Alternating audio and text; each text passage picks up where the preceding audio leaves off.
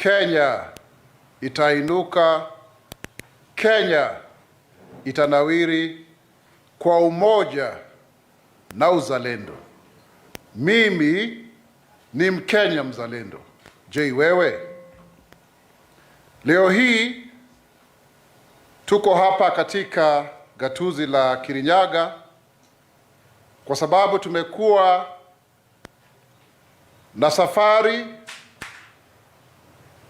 ya kuangalia na kuangazia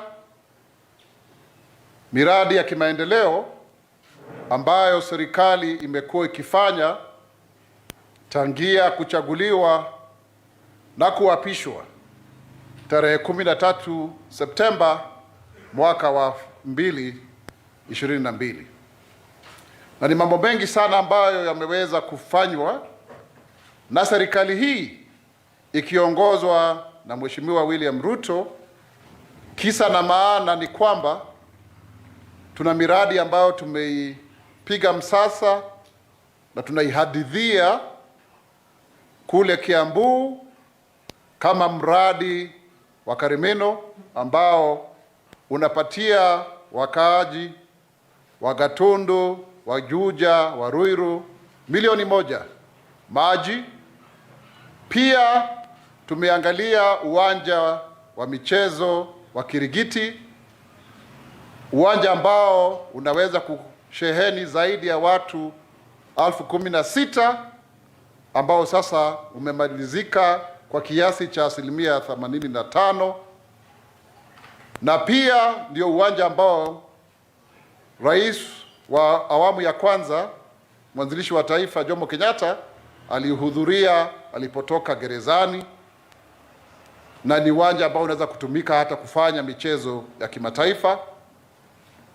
Pia tumeangazia nyumba ambazo zimetengenezwa hapa Kirinyaga, kule Murang'a Makenji na hata kule Ruiru, na katika eneo hili lote la kati mwa Kenya kuna nyumba ama miradi ya nyumba zaidi ya 14 ikiorodheshwa zaidi ya nyumba tu 5,000 ambazo zinajengwa peke yake, na nyingi zikiwa ni miradi ambayo iko kule Kiambu, miradi 6 katika maeneo ya kule Thika Depot, na hata kule Ruiru ambapo kuna nyumba zinajengwa 1,050. Tumesikia hadithi nzuri sana tukiangazia kama jumba zile ambazo zimetengenezwa hapa Kirinyaga. Tunaona ikifikia mwisho wa mwaka huu watu wataweza kuingia. Zimesonga kwa kasi zaidi zile za kule Maragwa, kule Murang'a, kumradhi, kule Ngudhuru, Makenji zimefikia 45%. Zile za Kiambu zimefikishia 54%. Pia kuna aina tofauti ya miradi ya maji kama ile inaitwa kwa kimombo Northern Collector Tunnel ambayo iko kule Murang'a. Pia tunaona maji yametengenezwa hapa hata Kirinyaga High School ambao wako hata na borehole, na pia hii hospitali yetu ya Kirinyaga County Referral Hospital pia imewekwa maji, na kuna miradi ya maji ambayo iko hapa Kirinyaga ambayo inafaidi zaidi ya watu 350,000, na mradi mwingine ambao uko kule Murang'a ambao pia unafaidi, ambao ni wa Muswasco, unasaidia nyumba zaidi ya 18,000. Na ni mambo tu machache ambayo tunagusia kwa sababu tulisema sisi kama serikali tumekuja kuhakikisha kwamba tunamuinua mwananchi wa kawaida katika mambo ya bottom up. Hii bottom up economic transformation agenda ni muhimu zaidi, na kuna wangwana wakubwa ambao wako hapa wakiongozwa na county commissioner ambaye anasimamia county hii, pia na county secretary ambaye yuko hapa, ambaye pia amekuja na baraza la mawaziri la gavana Anne Waiguru. Kuna mawaziri chungu nzima hapa, hata kuna mmoja tulikuwa tunasoma na yeye hapa anaitwa Calbert. ambaye anasimamia mambo ya trade. Kwa hivyo sisi tunaona mazao ya uongozi na utawala wa Mheshimiwa William Ruto, na tutaendelea kuangazia haya maneno. Ofisi yangu imekuwa katika hizi safari, tumekwenda kule Nakuru katika mwezi wa Mei, mwezi wa Aprili tulikuwa kule Homa Bay, na tutakuwa tukiangazia maeneo yote ili tuweze kuona nini ambacho wananchi wanafaidi kwa kawaida. Kwa hivyo nikubalisheni niweze kusoma hii taarifa kwa kimombo, alafu tutaweza kupata maswali kutoka wanahabari, na wanahabari tunawaenzi sana wale wote ambao tuko nao hapa kutoka vyombo vya habari tofauti. So this is a statement, it's a weekly press briefing that is being done from Kirinyaga County at the CDF Hall, and we really must thank the Member of Parliament, the Honorable Gachagua, who I was privileged to serve with in the 11th Parliament, and his team for giving us an opportunity to be here. After this, we are going to have a town hall meeting where we have all these senior members of the county and national government are going to answer your questions, and we must be very happy that the Office of the Government Spokesperson started the town hall meetings, and they really have done very well. His Excellency the President has actually engaged quite a number of them, and will be doing so since we started one in Nakuru in May this year. May I first of all thank you, members of the Fourth Estate from this region, for accompanying us to the various projects that we have visited since Monday in Kiambu, Murang'a, and Kirinyaga counties, and passing the information to our people on the government achievements towards betterment of their welfare. I wish to affirm the government's commitments to actualizing its promises to the people, hence the essence of our presence in Central Region this week, with the aim of communicating the projects and programs being undertaken at the counties for the purpose of getting public feedback and ensuring that they meet their expectations. Let me focus on affordable housing program in the Central Kenya region. The government undertakes to put up 1 million affordable housing units in 5 years, first targeting of about 700,000, and currently about 109,000 units are being constructed. And this is on course with already 14 of the projects ongoing in Central Region, the 5 counties, all of them, and they are at various stages of completion. And we promise, as government, a profound socioeconomic impact as witnessed in our tour. The projects comprise, actually, let me correct this, 7,628 affordable housing units, not 5,000, employing an average of 2,130 daily workers on site. So over 2,000 people are getting daily bread from these, with an additional 5,000 skilled and low-skilled workers engaged directly and indirectly off-site across the housing economic value chain in the region. The State Department for Housing and Urban Development and the National Housing Corporation have ring-fenced 1.135 billion for the Jua Kali and MSMEs in this region to produce steel doors, steel windows, wooden doors, joinery, and balustrades, as well as landscaping on site in these 14 projects. For example, in Ruiru, we found the Ruiru bypass fabricators.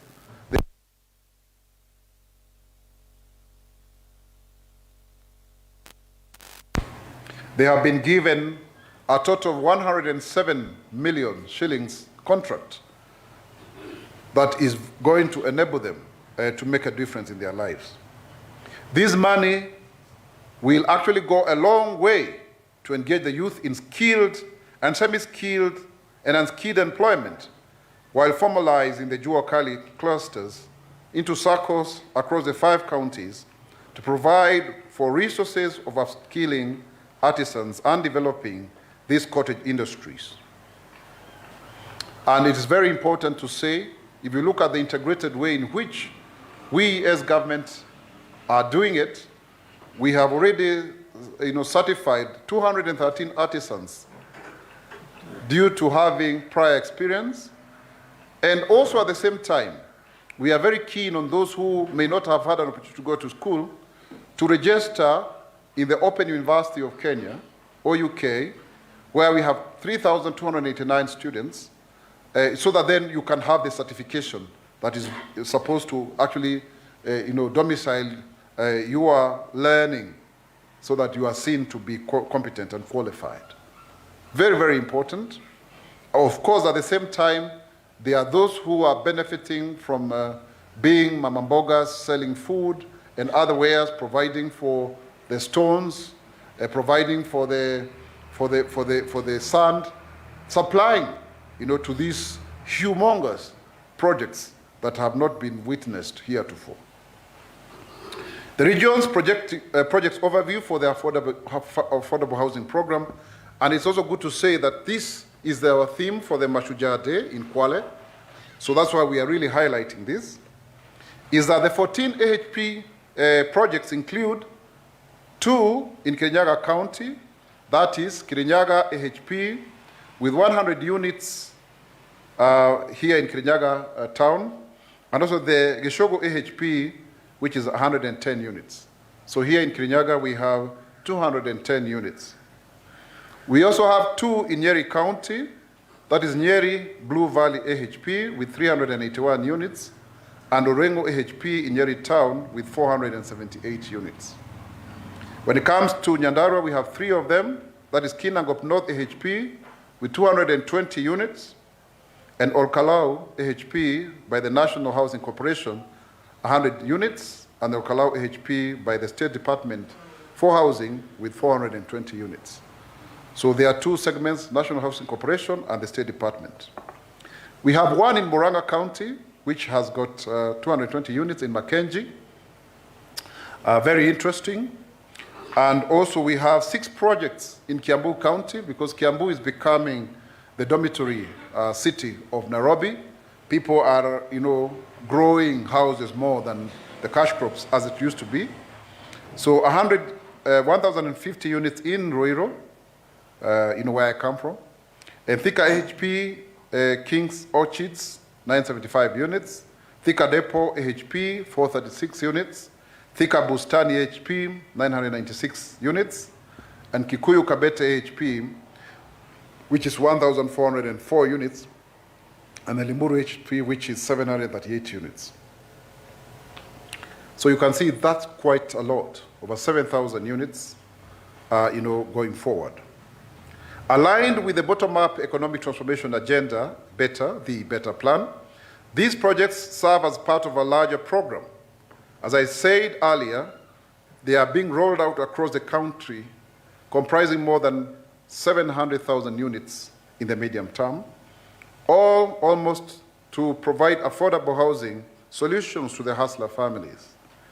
This is a great achievement of the Kenya Kwanza government's plan of constructing over 1 million houses in the next 5 years going forward, because we have a deficit of 200,000 houses countrywide every year, and the mortgage facilities as of 2022 would only cover about 50,000 people. So already we have surpassed this demand or supply for that matter, and so it is very important that we take advantage of this. The projects are also aimed at creating employment opportunities for both skilled and unskilled labor to the communities around the localities, and also create business opportunities such as food vendors in the nearby shopping centers, as well as attachment and internship opportunities to the neighboring learning institutions, along with associated social and physical infrastructure improvements on the necessary amenities such as schools, markets, and dispensaries, and of course also police posts, to serve the occupants of the units and to help them lead a dignified life. For example, we met a lady, I think her name is Carol. She's from Thika Technical, and she's doing a diploma in engineering, and she was there demonstrating to us in Murang'a what is happening. We also had a gentleman by the name of Mololo, who is employed. There's also Wanjiru, who is not actually from Kiambu, but is from Taita Taveta, but has since settled in Ruiru because that's where she got a job. So you can see there's a lot of movement, and people are getting to have opportunities because of these programs. And you can imagine if you have a unit like here, 100 units or 210 units, multiplied by 5, that's a whole market of 1,000 people that you can supply to. Even the people of Tuk-Tuk and Boda Boda will be able to transport, even Uber, they'll be able to transport such individuals when they are going to and from work or school or any other economic activity. A beneficiary of the AHP program, Julia Wanjiru, is full of praise of the gains being churned out of these housing projects. Born in Taita Taveta County, Wanjiru has found a renewed purpose through her involvement in the project, balancing manual labor with food sales. So that's a true hustler. She has managed to educate her children single-handedly as a single mother. And this is what he had to say. This project has kept us all busy. No one is idle or going hungry, she says, referring to the accrued benefits of the project in her newly found home of Ruiru town in Kiambu County. So, and there are so many Wanjirus who are there. We have another lady also we found there called Molenje from Western Kenya, who is also benefiting from the same and taking care of her family. And some of these women, even their husbands, are not working. But at the same time, we also found complaints of local youth just working for a day and then going away. So we also need to ensure that we inculcate discipline amongst the youth so that they can also be able to keep a job. Not just getting the money that they need for their basic needs. Maybe they want to buy a trouser or two, and then they forget that they actually need to work for long. So that's one of the things that we are also trying to do so. And also, if you look at it clearly, we are having houses that are more family-based when you are moving away from Nairobi. So if you look at the project, for example, in Murang'a, it is bed-sitter or studios, and then 2 and 3 bedrooms, because you are likely to have more families there. But if you look at the Ruiru project, there are quite a number, 544 one-bedroom houses, because of course there may be minimal single people who are going out there to look for work. So it is very, very well integrated. If you look at the Homa Bay project, it is actually having even a school, and it's going all the way to the fish market at Koginga. So it's very well thought out. Now, over and above this, we are also looking at the cooperative movement so that people can save money in SACCOs. Regarding the cooperative and the micro, small, and medium enterprise, which is another one of the 5 pillars, the government is committed to promoting growth and development of cooperatives under its bottom-up economic transformation agenda, the BETTER plan. This is mainly happening through semi-autonomous government agencies, including the New Kenya Cooperative Creameries, that is NKCC, whose mandate is to procure high-quality raw milk, process and package and market it along its value-added products. So already you can remember the pronouncement that the president has made in this regard. The other agency is the New Kenya Planters Cooperative Union, NKPCU, to provide affordable credit, to coffee farmers, mill and market their coffee. So please, we are urging people to actually do their coffee. The BETTER plan revolves around mobilization of actors in the economy into cooperatives, societies, including the registration of cooperatives in the 9 priority value chains of rice. So there are 9, please note them.